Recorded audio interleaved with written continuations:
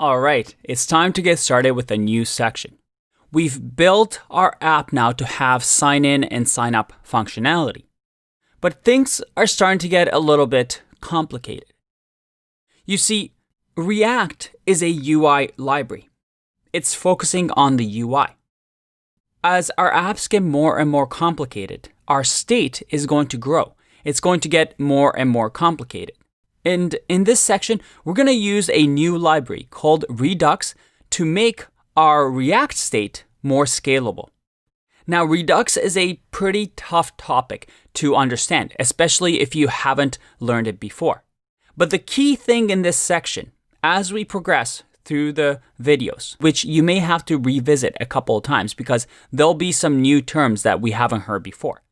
But the key takeaway of this section is to understand that our app, as it grows, becomes more and more hard to understand how the flow of data is. And at the end of the day, programs are a way for us to manage the flow of data.